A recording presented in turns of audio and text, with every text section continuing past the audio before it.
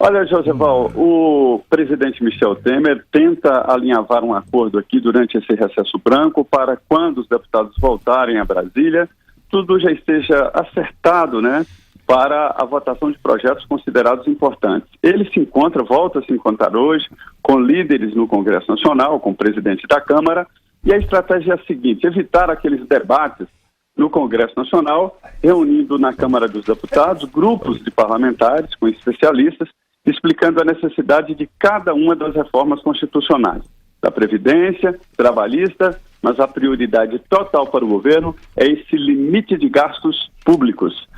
O governo já perdeu a primeira tentativa de colocar aí esse limite em 20 anos. Deputados aqui só querem 10 e alguns querem 5 de limite e outros não querem nenhum. O raciocínio é de que o governo já pode fazer esse limite, porque o executivo é que executa o orçamento. E que a tendência do presidente Michel Temer em colocar esse limite de gastos é ficar livre das pressões dos parlamentares, ou seja, do Congresso Nacional. Dizer, olha, é a Constituição que me impede, nessa emenda, né, de fazer os gastos. E isso não agrada o Congresso Nacional. Para você ter uma ideia de como é diferente de numericamente você ter maioria no Congresso Nacional, mas na hora do voto a coisa é um pouco diferente. Zé, 20 anos é absurdo, né? 20 anos são 5 governos. Então, é emenda constitucional, não é lei. Não, imagina assim, e nós temos uma mania de tudo pôr na Constituição, né? Por isso que temos a Constituição quilométrica, né?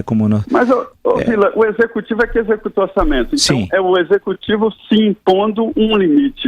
Então, o pessoal está entendendo Sim. que isso é o Temer querendo fugir das pressões que acontecerão. Não, os deputados libera aqui, libera ali, aí ele fala, não posso. Não, tudo bem, isso tudo tem seu lado positivo, né? O Hitler era vegetariano, gostava de cachorro, né?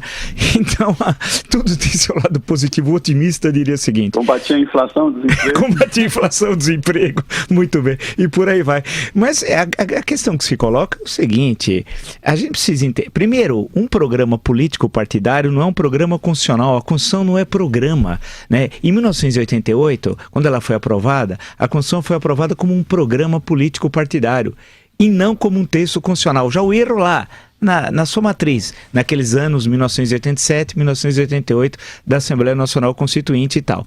E aí deu no que deu, nessa Constituição que já sofreu mais de 5 dúzias de emendas e tal. Agora, colocar uma questão dessa de 20 anos na Constituição, aproveitando uma maioria momentânea, você está falando de 5 governos, você está eu estou falando em relação ao governo, né? Entenda-se, né? Você está fazendo com que a população, ela é que escolhe que governo quer. Não é um governo de momento, é que engessa uma questão durante 20 anos tal, né? Agora, por isso que a proposta, alguém falou aí em 5 anos, tudo bem, 5 anos é curto para médio prazo tal. Agora, 20 realmente é intolerável. Professor, acho que ele está querendo estabelecer uma perspectiva de uma evolução melhor das contas públicas, porque o setor público como um todo desrespeitou totalmente a lei de responsabilidade fiscal, que foi uma grande conquista e um dos fatores que mais colaboraram para aquele período de estabilização econômica e crescimento que nós tivemos. Então é fundamental que haja o equilíbrio das finanças públicas, uma condição de longo prazo, por isso se pensa também em reforma da Previdência, e eu acho que o Temer está pensando exatamente nisso, no longo prazo. O setor público não tem juízo e uma lei pode impor esse juízo, não é, Zé Maria? É esse senhor que o professor Vila diz que não conhece, que nunca viu, nunca foi apresentado, chamado mercado, né? Sei. Está comandando o país. É isso mesmo, é uma tentativa de venda de credibilidade nas contas públicas.